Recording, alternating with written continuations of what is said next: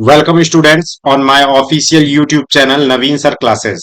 साथियों, आज हम लोग क्लास 9 पर बात करने वाले हैं, जिसमें हम लोग संवैधानिक विकास के चरण में चार्टर अधिनियम 1600, चार्टर अधिनियम 1726 व रेगुलेटिंग एक्ट 1773 व समझौता अधिनियम या रेगुलेटिंग एक्ट, इसे भी एक्ट ऑफ सेटलमेंट बोल सकते हैं आप। ये सारी चीजें हम लोग देखेंगे। यानी कि कॉन्स्टिट्यूशनल डेवलपमेंट की अगर मैं बात करूं तो इसमें आप चार्टर एक्ट 1600 और चार्टर एक्ट 1726 रेगुलेटिंग एक्ट वगैरह के बारे में बात करना है। साथियों, यदि आप अपने समय को बचाना चाहते हैं और मल्टीपल रिवीजन पर फोकस करना चाहते हैं तो इस नंबर पर आप व्हाट्सएप करके पूरा का पूरा PDF, as it is bilingual PDF, जो भी मैं कुछ यहां पर लिखूंगा बताऊंगा वो सारी चीजें आप यहां पर ले सकते हैं हमसे। तो चलिए साथियों, हम लोग बात करते हैं। अगर हम बात करें चार्टर अधिनियम 1600 या 1600, तो आइए सबसे पहले कुछ हमें स्पेशल चीजें समझनी होंगी। ये देखिए, ऐसे ही पीडीएफ आपको पूरा का पूरा मिल जाएगा। ये कॉन्स्टिट्यूशनल डेवलपमेंट का है। ये पूरा का पूरा पीडीएफ कॉन्स्टिट्यूशनल डेवलपमेंट का है। ये सारी पीडीएफ चार्टर एक्ट 1600, इसमें क्या बातें ही की गई हैं। चार्टर एक्ट 1726 रेगुलेटिंग एक्ट 1773, ये इसे रेगुलेटिंग एक्ट क्यों कहा गया, पृष्ठभूमि क्या है, इसकी भूमिका क्या है, ये सारी चीजें हम लोग देखेंगे। तो सबसे पहले है साथियों, हम लोग चार्टर एक्ट 1600 पे बात करेंगे। सबसे पहली बात तो यहां हमें यह समझना है, जो ईस्ट इंडिया कंपनी हम बार बार बोलते हैं, असल में जब 31 दिसंबर 1599 में इस कंपनी को स्टेब्लिश किया गया था महारानी एलिजाबेथ के द्वारा, तो इसका नाम था governor and company of merchant of London trading into east Indies. ये कई बार आपके एग्जाम में क्वेश्चन पूछा गया है कि आरंभ में ईस्ट इंडिया कंपनी का नाम क्या रहा। तो the governor and company of merchant of London trading into east Indies, governor and company of merchant of London trading into east Indies. अब ये जो चार्टर एक्ट 1600 है, ये क्या है साथियों? इसे राजलेख के नाम से बोला जाता है, इसे राजलेख भी कहते हैं।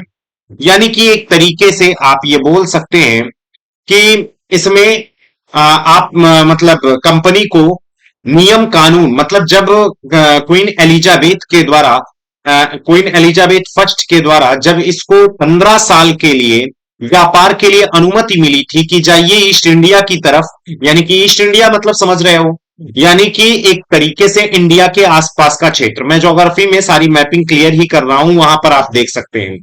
तो इंडिया व आसपास का क्षेत्र ये यूरोपीय क्षेत्र है। तो अगर हम बात करें ईस्ट इंडीज मतलब क्या होता है, तो इंडिया व उसके सराउंडिंग्स, यानी कि म्यांमार हुआ, इंडोनेशिया हुआ। क्योंकि यहां पर कुछ इंपॉर्टेंट चीजें, जैसे कि भाई ये यूरोपीय आए क्यों थे, तो यहां पर तीन चीजें बोली जाती हैं, गॉड है, ग्लोरी है और गोल्ड है। अब गोल्ड का मतलब यहां सोना से नहीं है, गोल्ड का मतलब साथियों यहां पर स्पाइसेस से है, यानी कि सामान से, गुड्स से है। समझ रहे हैं कि नहीं?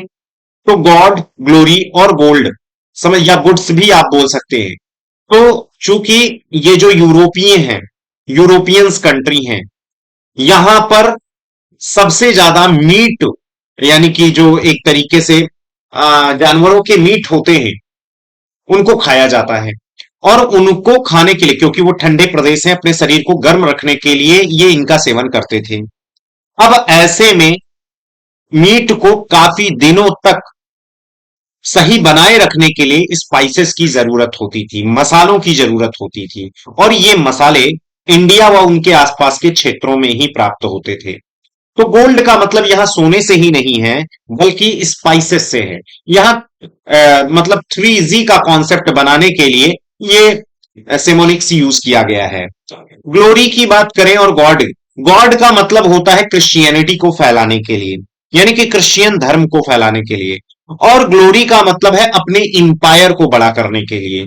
तो ये तीन चीजें थी जिससे यूरोपियंस इंडियन सबकॉन्टिनेंट की ओर भाग रहे थे, जिसमें इंडिया प्रमुख था।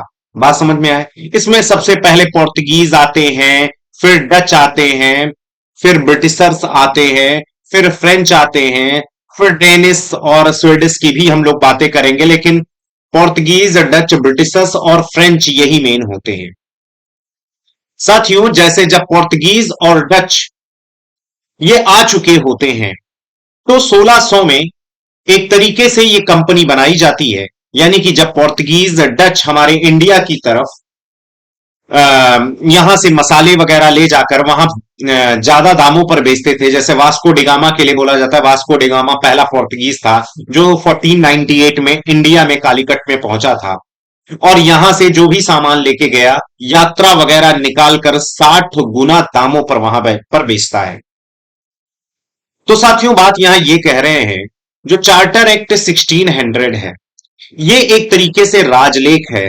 महारानी क्वीन एलिजाबेथ के द्वारा ये एक तरीके से परमिशन है कि 15 वर्षों के लिए ये ईस्ट इंडिया कंपनी, जिसका ये नाम है मैंने आपको पहले बताया, द मर्चेंट, मतलब the governor and merchant of London trading into east India, 15 वर्षों के लिए व्यापार की अनुमति दी जाती है। समझ रहे हैं? साथियों, यहां पर अगर हम बात करें, तो जिसमें ये जो कंपनी बनती है, ईस्ट इंडिया कंपनी, हम शॉर्ट फॉर्म में बोल रहे हैं, वैसे नाम तो पूरा वही है जो मैंने अभी बताया। इसमें जो लोग कंपनी में शेयर धारक होते हैं, वे 24 लोगों को मतलब एक तरीके से चुनाव करते हैं, इलेक्शन करते हैं। तो यहां पर देखिए, इसे राजलेख, चार्टर एक्ट 1600 को किस नाम से जाना जाता है? राजलेख के नाम से। आरंभ में महारानी एलिजाबेथ फर्स्ट के द्वारा 15 वर्षों के लिए ईस्ट इंडिया कंपनी को व्यापार के लिए अनुमति मिलती है।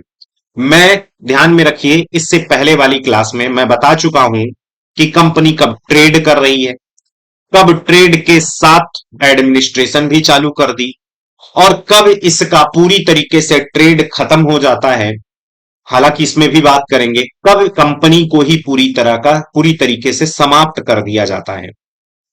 तो चार्टर एक्ट जो था, ये एक राजलेख था, ये परमिशन है कि कंपनी जाएगी ईस्ट इंडिया की तरफ, ट्रेड करेगी और वहां से सामान लाएगी। तो 15 वर्षों के लिए अनुमति दी जाती है, बाद में इसे बढ़ाया भी जाता है। कंपनी का प्रशासन 24 लोगों का एक निदेशक मंडल करता है, जिसे कोर्ट ऑफ डायरेक्टरेट के नाम से जाना जाता है, जो कि कंपनी के लिए नियम बनाते हैं। The company was governed by a board of 24 people known as the court of directorate. साथियों, इसे COD के नाम से पुकारा जाता है, who made the rule of the company.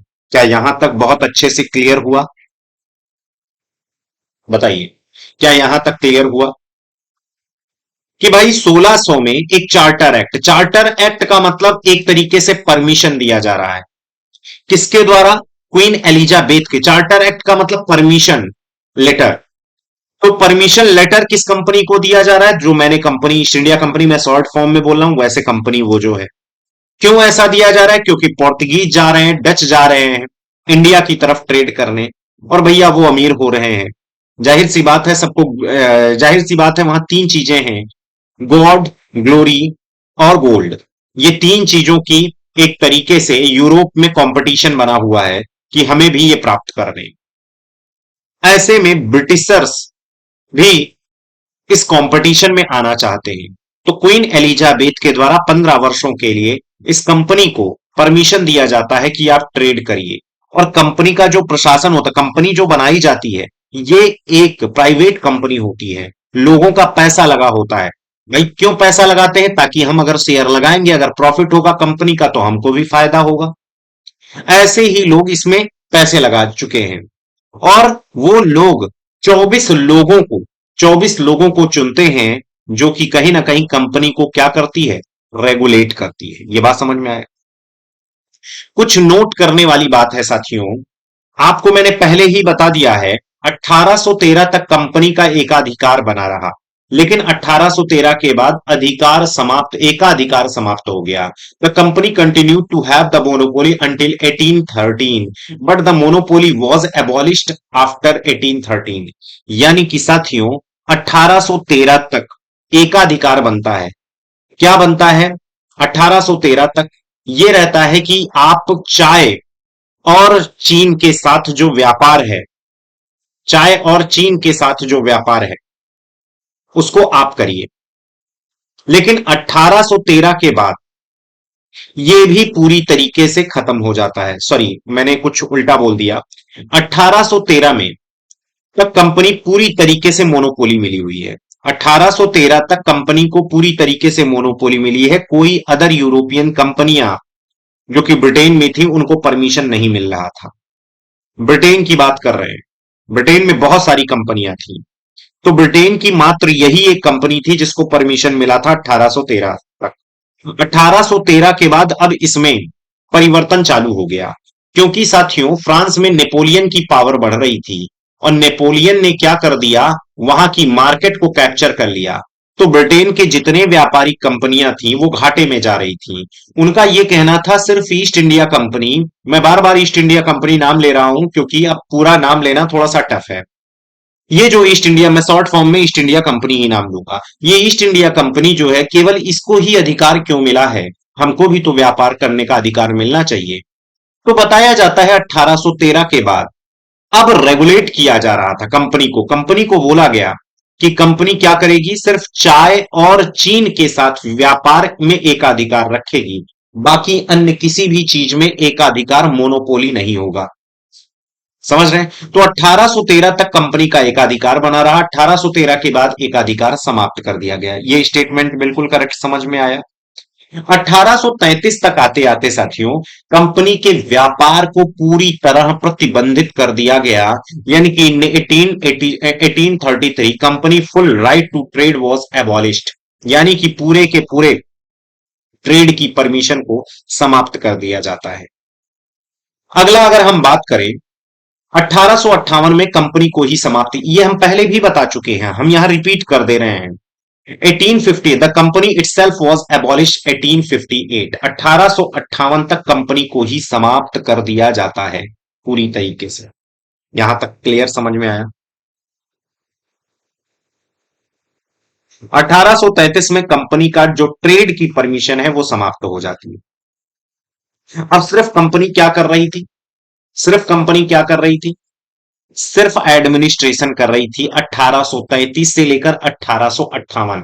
ये मैंने पहले भी जिक्र किया है, उस क्लास में देख लेना।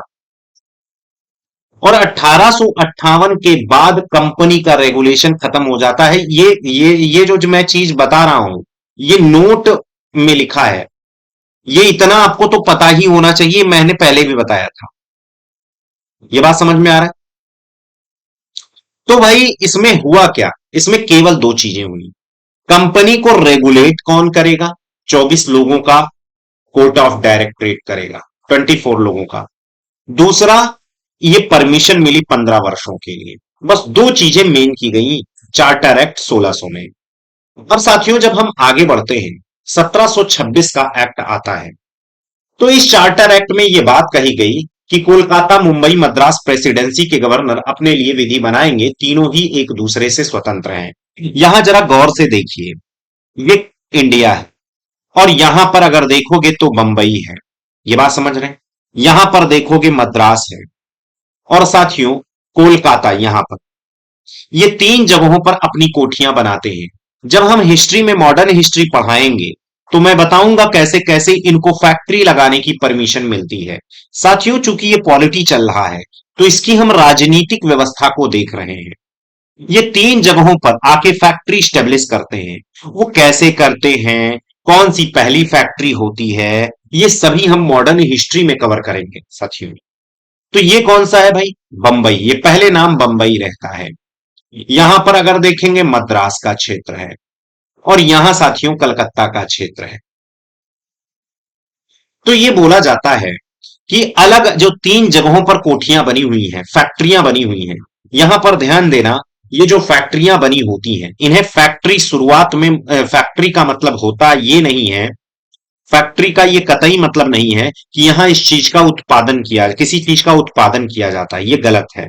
फैक्ट्री का मतलब ऑफिस से है, हेडक्वार्टर से है, ये चीज ध्यान में रखनी। बात समझ में आया?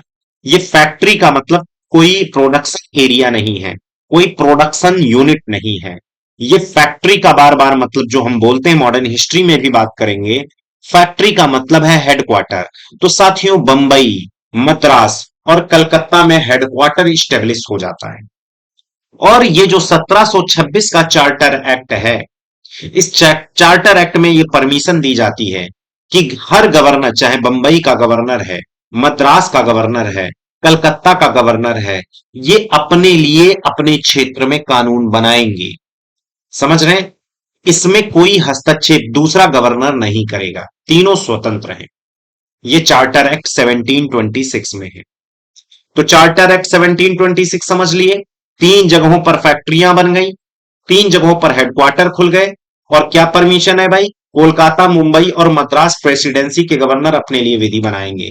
इन this charter act it was said that the governor of Kolkata, Mumbai and Madras presidency can make law for himself and all three are independent from each other. ये बहुत ध्यान से समझना, ये इंडिपेंडेंट है 1726 तक।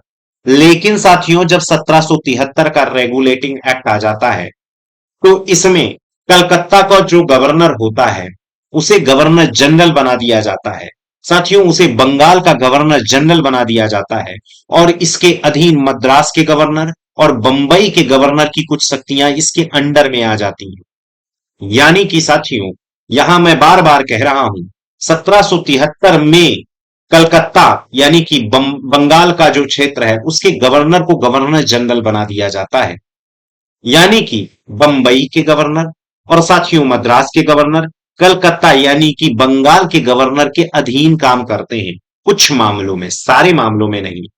यानी कि रेगुलेटिंग एक्ट 1773 भारत में ब्रिटिश सत्ता को केंद्रीकृत करता है, सेंट्रलाइज करता है, यह बात मैं कहना चाह रहा हूं।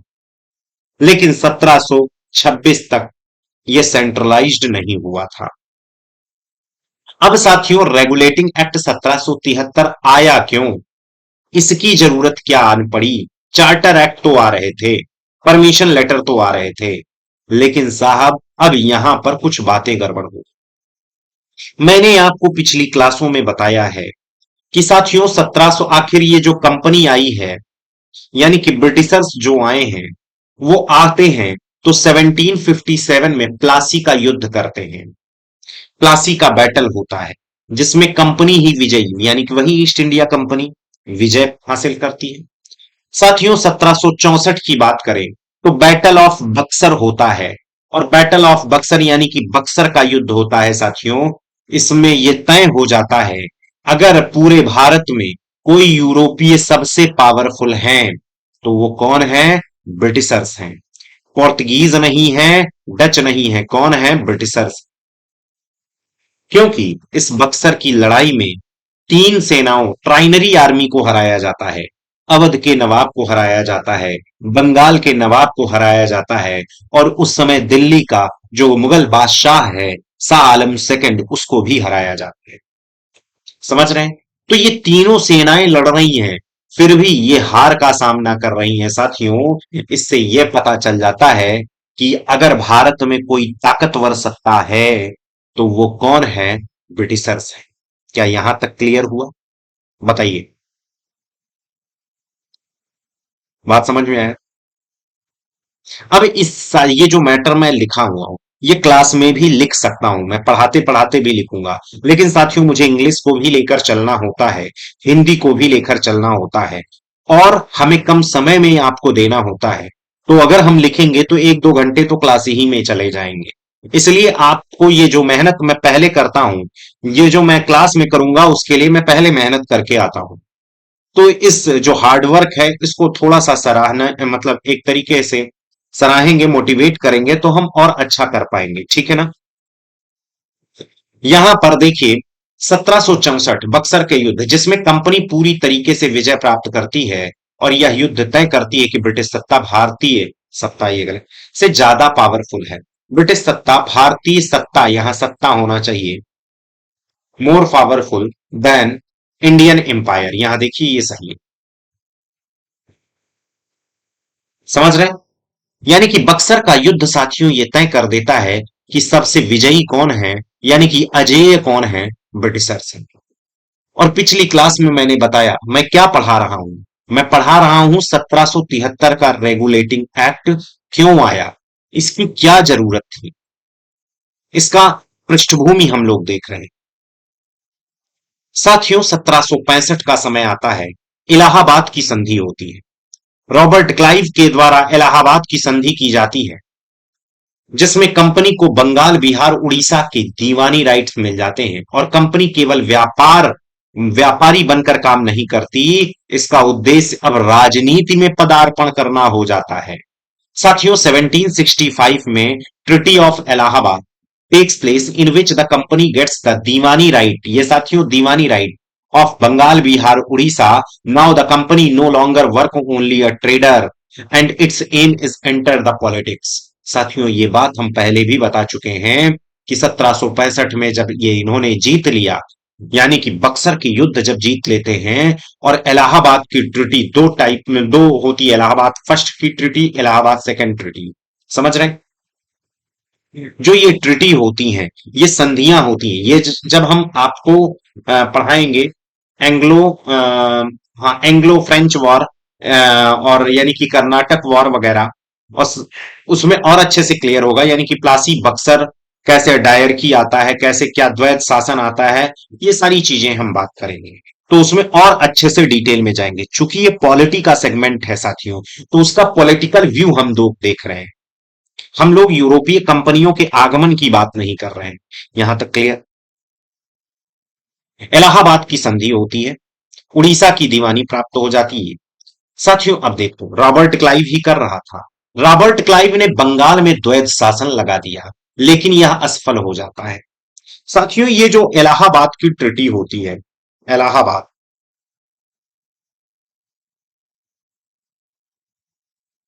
साथियों ये जो इलाहाबाद की ट्रिटी होती है, इसमें रॉबर्ट क्लाइव व्यक्ति जो होता है, ये रॉबर्ट क्लाइव क्या करता है, पूरे बंगाल में टायर की लगा देता है। ये क्या होता है, यानी कि साथियों शासन को दो भागों में बांटते हैं। प्रशासन जो है, यानी कि एडमिनिस्ट्रेशन जो है साथियों, डायरकी का मतलब मैं आपको यहां बहुत अच्छे से समझा दूं। डायरकी प्रशासन, बंगाल में जो प्रशासन होगा, डायरकी होगी साथियों। डायरकी को दो भागों में बांट दिया गया। एक तो एक काम होगा दीवानी, और दूसरे का नाम था निजामत। दीवानी का मतलब टैक्स कलेक्शन, और निजामत का मतलब है एडमिनिस्ट्रेशन, यानी कि एक तरीके से अ, आप ये कह सकते हैं, अ, निजामत को एक नाम से पुकारा जा सकता है, टैक्स कलेक्शन का मेन काम, और स्टेट वर्क आप कह सकते हैं। इसको दे दिया किसको? नवाब को, कि नवाब भाई साहब, आप स्टेट वर्क देखिए साहब, पूरा काम देखिए, प्रशासन आप देखिए, संभालिए इसको। और टैक्स कौन लेगा? टैक्स कौन लेगा? अंग्रेज, ब्रिटिशर्स। अच्छा ये बताओ, कोई भी स्टेट साथियों, कोई भी राज्य बिना टैक्स के चल सकता है क्या? अगर उसके पास पैसे नहीं होंगे, तो लोगों के लिए हॉस्पिटल कैसे खुलेगा? लोगों के लिए ट्रांसपोर्ट की सुविधा कैसे बनेगी? लोगों के लिए बैंक की सुविधा कैसे होगी? लोगों के लिए, जो गरीब लोग हैं, उनका ध्यान कौन रखेगा?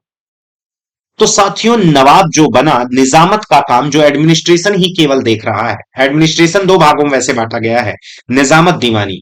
जो टैक्स कलेक्शन है वो अंग्रेज कर रहे हैं, और निजामत का मतलब स्टेट वर्क। स्टेट वर्क का जो काम नवाब कर रहा है, जब उसके पास कोई अधिकार ही नहीं है, पैसा उसके हाथ में नहीं है, वो चाहता है लोगों के लिए काम करना, लेकिन काम करने के लिए पैसे चाहिए। लेकिन वो पैसे कौन लेकर उड़ गया है साथियों? अंग्रेज, ब्रिटिशर्स लेकर उड़ गए हैं। तो क्या ये बताओ, नवाब टिक पाएगा अपने काम में? दूसरा, जब जनता का आक्रोश आएगा, जनता का गुस्सा आएगा, तो किसके प्रति आएगा? नवाब के प्रति, क्योंकि वो थोड़ी जान रहा है कि पैसा कौन ले जा रहा। बात समझ में आए? तो रॉबर्ट क्लाइव ने साथियों बंगाल में द्वैत शासन लगाया, लेकिन यह असफल हो, जाहिर सी बात है असफल हो गया, क्योंकि कंपनी के व्यापारी स्वयं में भ्रष्टाचार करते थे। वो अपनी जेब भरना आरंभ कर देते हैं।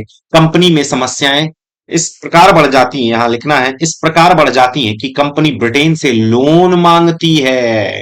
अब सोच लो, लालच इतनी बुरी बला है। Robert Clive imposes dual rule, यहां डायर की भी आप लिख सकते हो, ड्यूल रूल को, dyarchy rule in Bengal, but it fail because the company trader corrupt themselves and start lining their own pockets.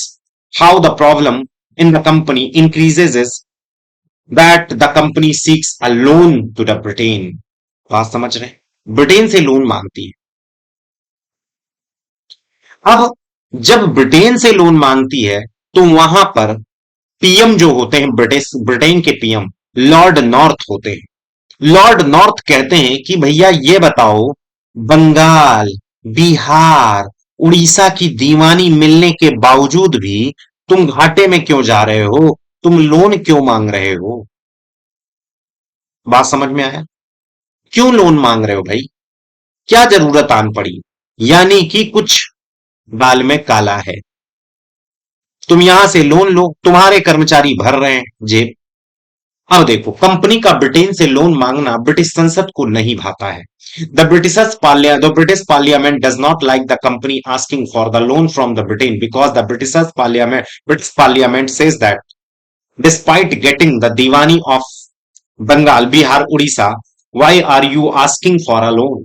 Thus, the secret committee is formed by the British Prime Minister Lord North, which investigates the action of and this company, and in this investigation find that the employees of the company have become corrupt. They are filling which is own pocket.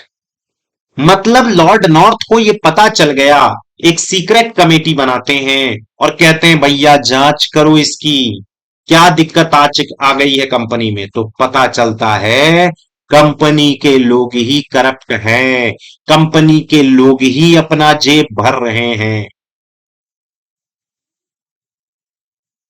इस प्रकार company को British संसद के द्वारा regulate किया जाता है कि भैया ऐसे काम नहीं चलेगा। अब ब्रिटिश संसद इनडायरेक्ट वे में आ जाती है और कहती है सुनो, रेगुलेट अब हम करेंगे, लेकिन डायरेक्ट नहीं, कंपनी को हम रेगुलेट करेंगे और कंपनी वहां शासन देखेगी। कंपनी के माध्यम से ब्रिटिश संसद, डायरेक्ट रूल नहीं कर रही है ब्रिटिश पार्लियामेंट, कंपनी के माध्यम से ब्रिटेन में जो संसद है, ब्रिटेन में शासन मतलब इंडिया में शासन कर रही है। कंपनी की हेल्प से ब्रिटिश संसद के द्वारा रेगुलेट किया जाता है, लेकिन भारत में ब्रिटिश संसद का प्रत्यक्ष हस्तक्षेप नहीं होता। और इस प्रकार के इसको क्या बोलते हैं, जो लेख लिखकर आता है कि भैया ऐसे ऐसे करो, रेगुलेटिंग एक्ट 1773, हम कंपनी को रेगुलेट करेंगे, ऐसे ऐसे करो, ऐसे ऐसे चलो। तब साहब रेगुलेटिंग एक्ट 1773, यानी कि कहने का आशय समझे, ये 1773 का रेगुलेटिंग एक्ट क्यों आया? क्यों आया?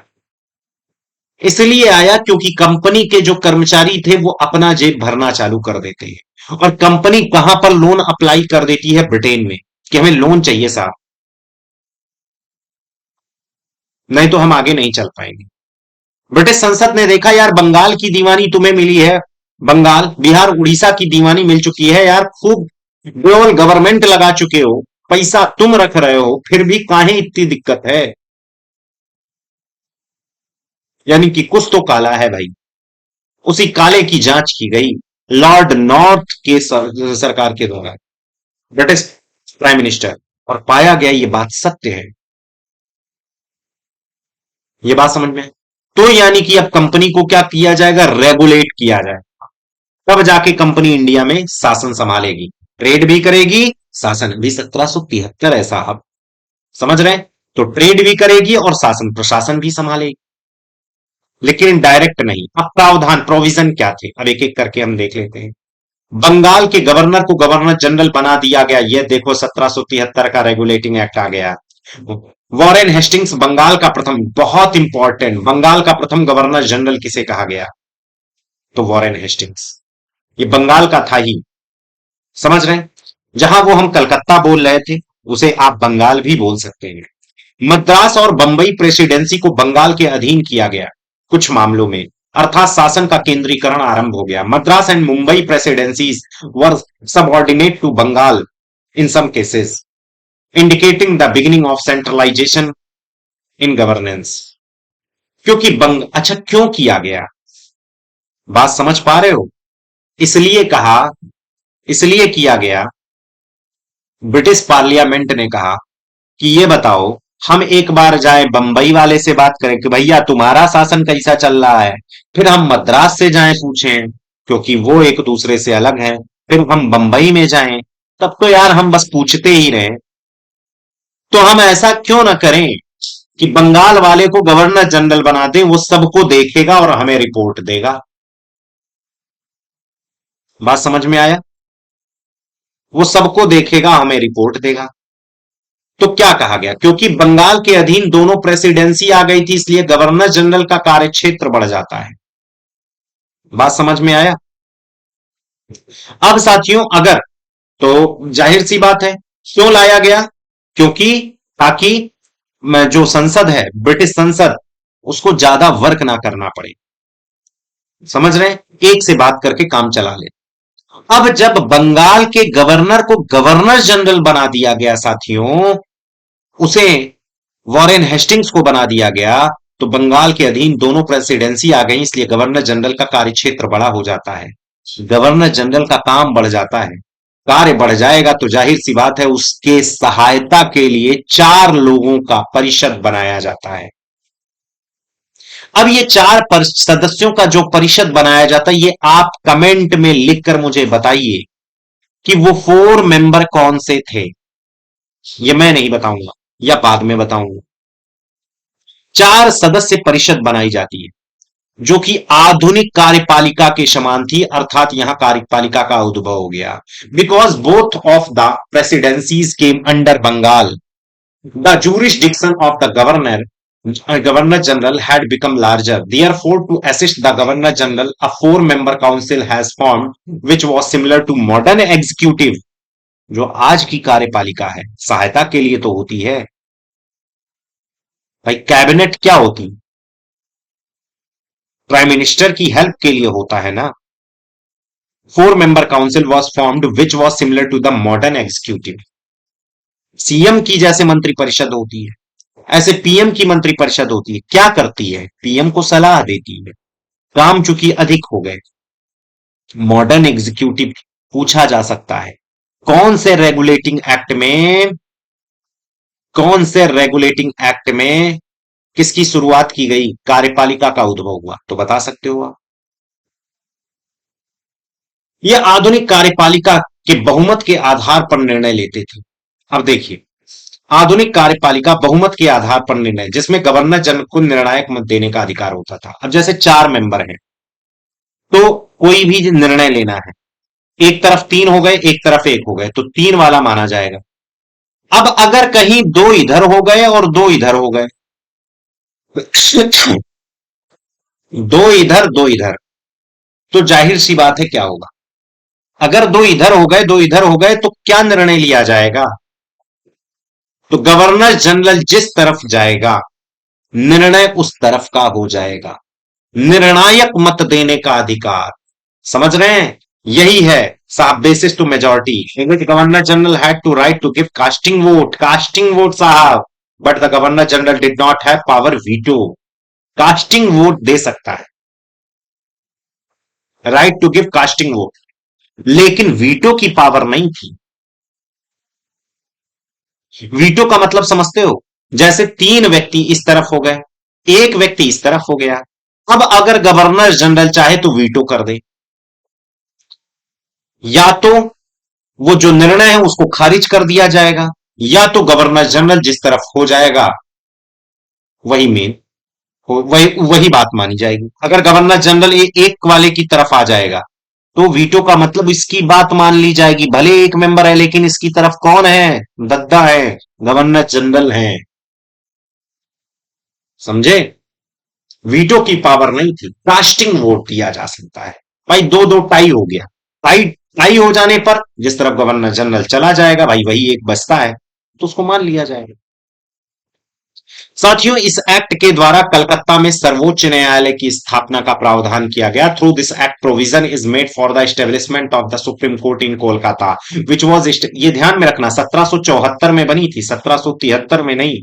प्रोविजन 1773 में आया लेकिन बनी कब? 1774 में, 1774। Whose chief justice Elijah Impey, यहां थोड़ा सा स्पेलिंग गलत है, एलिजा एम्पे है, एम्पे, एंड थ्री अदर जज। अब इन थ्री अदर जज का भी नाम आपको ही बताना है, मैं बोल दे रहा हूं शॉर्ट फॉर्म में HCL। अब उसमें आप देख लीजिएगा कैसे, H का मतलब, C का मतलब और L का मतलब क्या होता है। HCl एसिड होता है ना, तो HC यहां एसिड नहीं है। H का मतलब है एक न्यायाधीश का नाम है, सुप्रीम कोर्ट के जज का नाम है, C का भी नाम है, L का भी नाम है। आप उसको बताइए कौन है, ये आपका आंसर, कमेंट में आप आंसर दीजिए। तो इस एक्ट के द्वारा कलकत्ता में सर्वोच्च न्यायालय की स्थापना का प्रावधान किया गया जो कि 1774 में स्थापित होता है, जिसे मुख्य न्यायाधीश एलिजा एम्पे होते हैं तथा तीन अन्य होते हैं, इनकी सहायता के लिए नियुक्त किए जाते हैं। यहां न्यायपालिका का उदय होने, तो भैया देखो, न्यायपालिका बन गई, जुडिशरी बन गई, कार्यपालिका का उद्भव हुआ, सेंट्रलाइजेशन हो गया। देख लो 1773 के रेगुलेटिंग एक्ट में क्या क्या हो रहा है।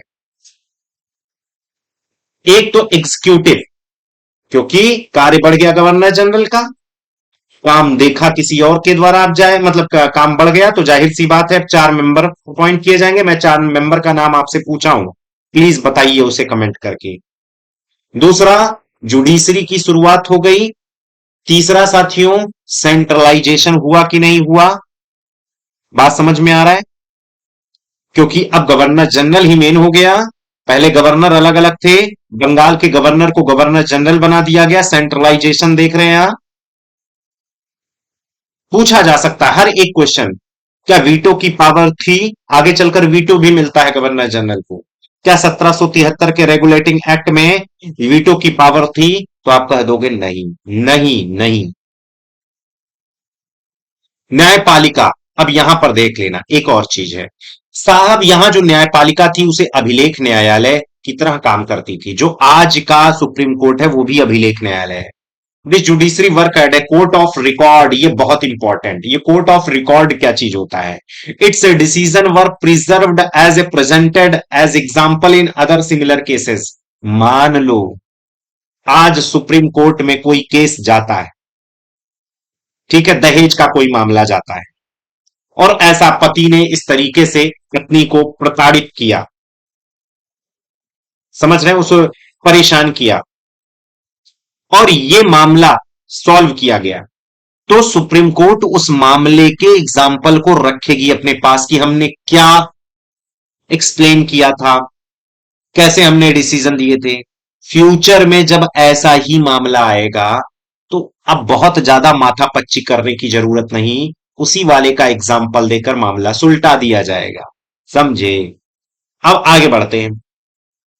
इसकी अवमानना पर दंड दिया जाएगा साहब, punishment could be given for contempt of court आप कह सकते हैं।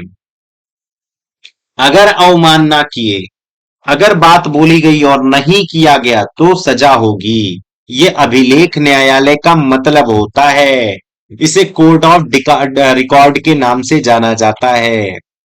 साथियों, यह एक्ट ब्रिटेन की संसद द्वारा भारत के शासन में हस्तक्षेप का प्रथम प्रयास था।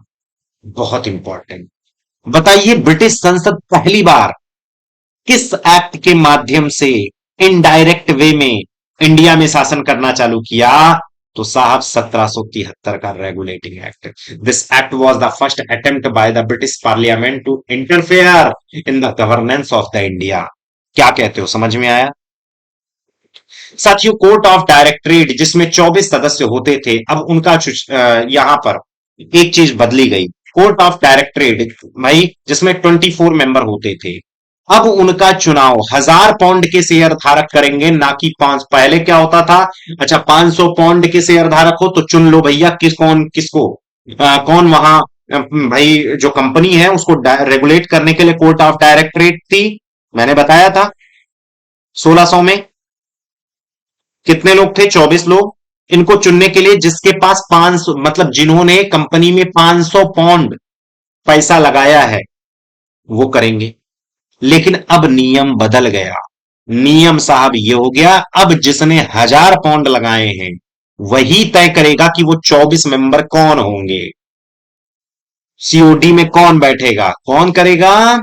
जो, जाहिर सी बात है, जिसने 1000 पाउंड कंपनी में पैसे लगाए हैं वो तय करेगा, 500 पाउंड वाला नहीं।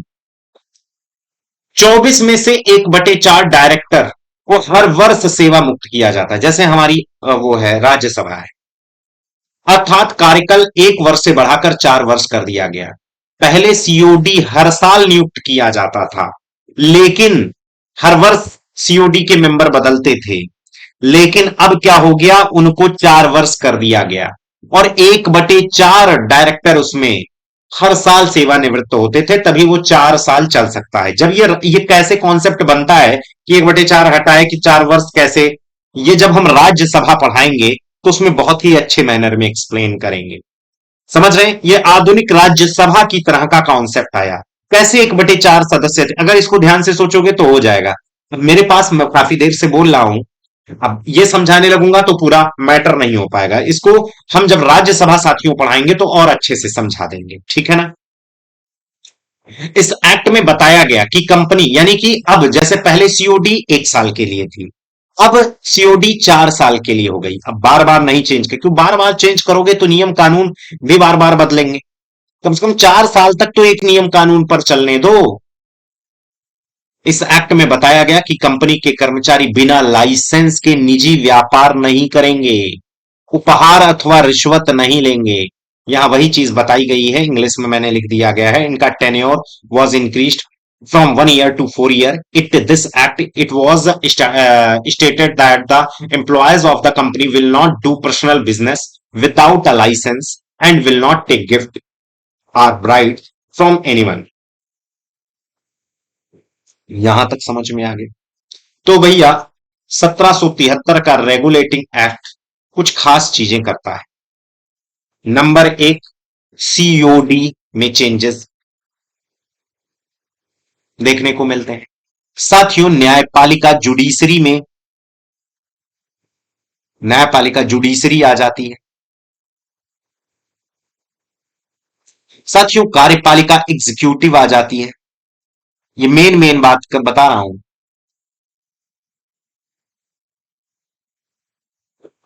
समझ गए? सेंट्रलाइजेशन किया गया, केंद्रीकरण किया गया। समझ गए? और छोटी छोटी बातें जो होती हैं कि भाई पहली बार, फर्स्ट टाइम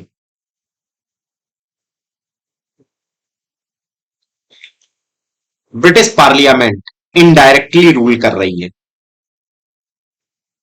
ये बहुत इंपॉर्टेंट रेगुलेटिंग एक्ट है। क्यों आया, इसकी बात क्यों आया गया, इसका प्रोविजन वाई, ये क्यों लाया गया, ये सारी बातें हमने करनी है। ये बात समझ में आया? एक्ट ऑफ सेटलमेंट 17, आपको जो पीडीएफ मिलेगा तो साथियों ये जो मैं लिखा हूं ये पीडीएफ के रूप में ये भी आपको मैं दूंगा। ये चीज ध्यान में रखिएगा ताकि आसानी से वहां मतलब समझ सको क्या है जो भी मैं यहां समझा रहा हूं। जैसे यहां पर जो भी मैटर मैं लिख रहा हूं, पहले तो नहीं दे रहा था, लेकिन अब आज की क्लास के बाद ये सारा मैटर आपको दूंगा।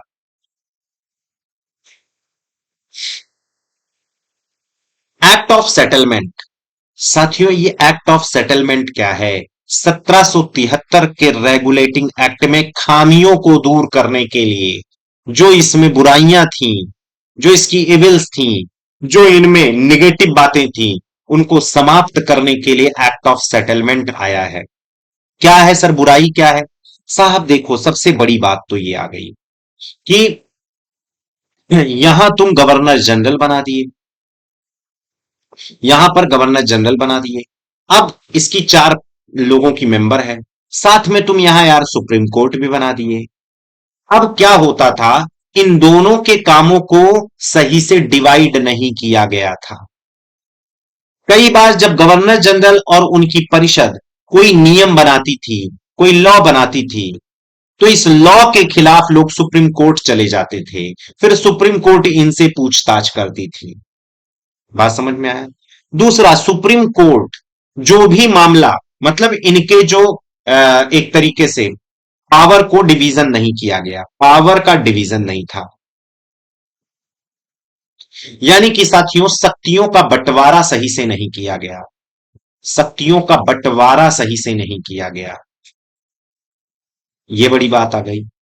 दूसरा साथियों, सुप्रीम कोर्ट जब भी डिसीजन देता था, समझ है, जब भी डिसीजन देता था, जब भी निर्णय देता था, तो भारत के रीति रिवाज, धर्म को बिल्कुल अनदेखा कर देता था। इससे भारतीय जनों में असंतोष की, अनसेटिस्फैक्शन की भावना आने लगी। डिसीजन भारतीय धर्म से लेकर नहीं करता था। बात समझ में आया? तो यहां पर अब देखो क्या चीज कही गई है। संशोधन हेतु लाया गया, इस एक्ट में यह प्रावधान किया गया, गवर्नर जनरल, उसकी परिषद सर्वोच्च न्यायालय के अधिकार क्षेत्र से बाहर रहेगी, अर्थात गवर्नर जनरल व परिषद के द्वारा बनाई गई विधि सुप्रीम कोर्ट में पंजीकृत कराना अनिवार्य नहीं। In this act provision was made that governor general and इस काउंसिल विल रिमेन आउटसाइड।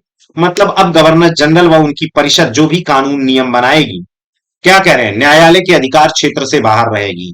अब वो, उस पे न्यायालय कुछ नहीं कर सकता। न्यायालय जो करेगा उसमें गवर्नर जनरल और परिषद कुछ नहीं कर सकती। इस एक्ट में प्रावधान किया गया कि सर्वोच्च न्यायालय के राजस्व अधिकारी का अधिकार को, राजस्व अधिकार, यहां राजस्व अधिकार की बात की गई है। रेवेन्यू ऑफिसर नहीं, रेवेन्यू, आप ये कह सकते हैं rights of supreme court, revenue rights of the supreme court is abolished.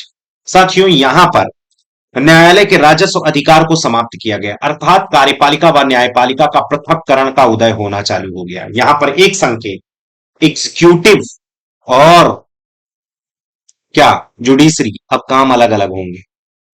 इसमें ओवरलैपिंग नहीं होगी। जैसे आज के इस नियम में यह है कि जुडिशरी और एग्जीक्यूटिव के कार्य बिल्कुल बटे हुए हैं, इसलिए विवाद का कोई प्रश्न ही नहीं आता।